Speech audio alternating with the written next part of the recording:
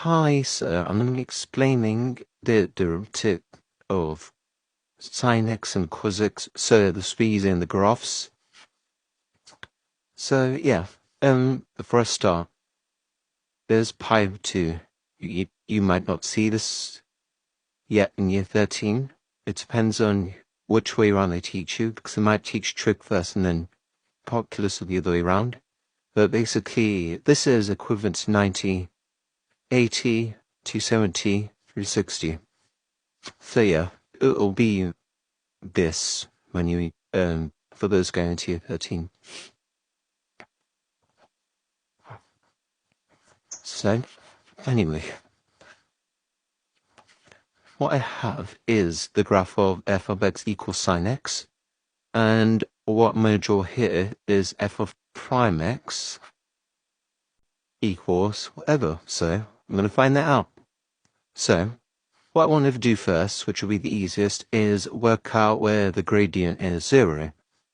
So that would be at this point here, at pi over 2, and this point here, at 3 over 2 pi. So I know that's where the roots are going to be. So pi over 2 and then 3 over 2 pi. Right. Oh, what I also know is that from 0 to pi over 2 is positive. From pi over 2 to pi is negative. Well, the gradient's negative, sorry. Right. From pi to pi 3 over 2 pi, it's negative. From 3 over 2 pi to 2 pi, it's got to be positive. So that's what the gradients are going to be. Right? So I want to go from this. So I know that it's going to start off for positive from here to here, and it's going to be negative from here to here. So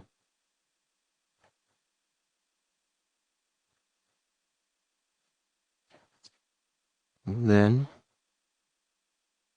right, so from pi over 2 to pi is negative, and from pi to 3 over 2 pi is still going to be negative. So yeah. And then from 3 over 2 pi to 2 pi is positive. So I'll go back up here. And what you may notice is this looks like this, the graph of cosx, which is what the derivative of sin x is. It's going to be cosx.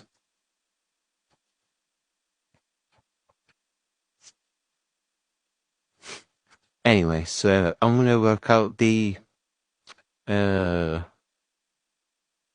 derivative of cosx. So, alright, so I've literally just drawn out cosx. Yeah. So I'm going to find the derivative of cosx. This will also be the second derivative of sin x. So, right, like before, work out the stationary points.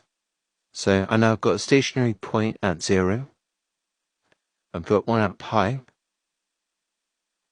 I've got one at 2 pi. My drawing's not great. So I'm just going to do it with dot. I'm going to know the stationary points are.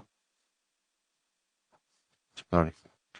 And then from here, I know the gradient's positive from minus pi to 0. I don't know why my 0 is all the way over there. Let's try that. Right.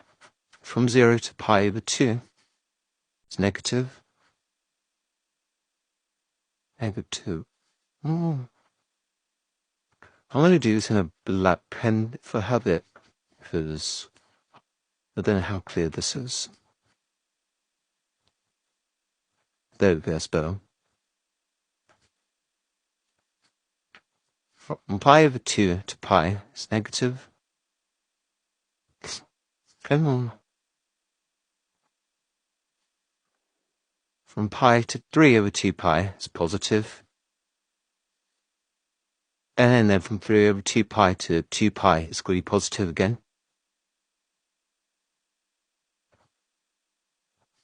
Right, so I know then from positive gradient, so that'll be over here. And then it will be negative from here. So, it would look something like this. And then there. So, that'll be out 1. That'll be a minus 1, right?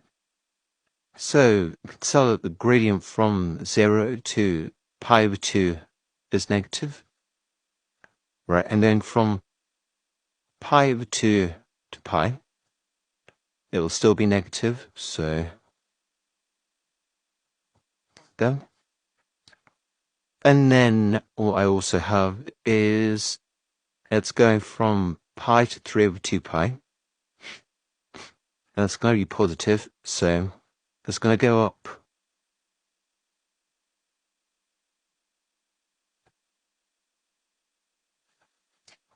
Oh, it's too high.